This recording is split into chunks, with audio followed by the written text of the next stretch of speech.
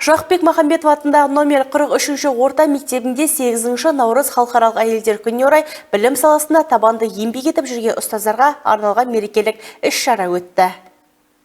Салтанатты жиынға қалалық білім бөлімінің әдістемелік кабинет меңгерушісі Ғалия Ермағанбетова қатысып, білім беру мен тәрбиелеу ісінде елеулі үлес қосып жүрген мұғалімдерді қалалық білім бөлімінің басшысы Жанат Садвакасова және қалалық кәсіподақ комитетінің төрағасы Ануза Шамшатованың арнайы құрмет грамоталарымен марапаттады.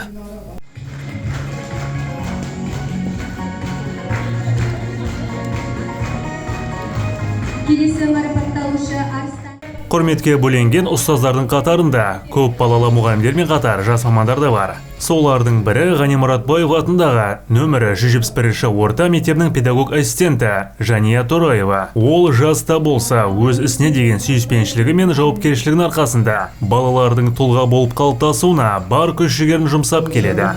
Тораева Жания Жанасылқызы Мұратбаев атындағы номері 171-ші орта мектебінің педагог ассистенті.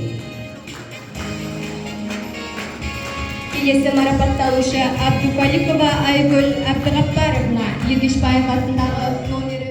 Мерекелік кеш барысында ұстаздарға арнап концерттік бағдарлама ұсынылып, оларға ерекше құрмет көрсетілді. Осындай шаралар арқылы ұстаздар еңбегінің маңыздылығы тағы бір мәрте айқындалды. Ол жазды өт Сәуле Нұрпейісова, Қызылорда қоғамдық телеарнасы.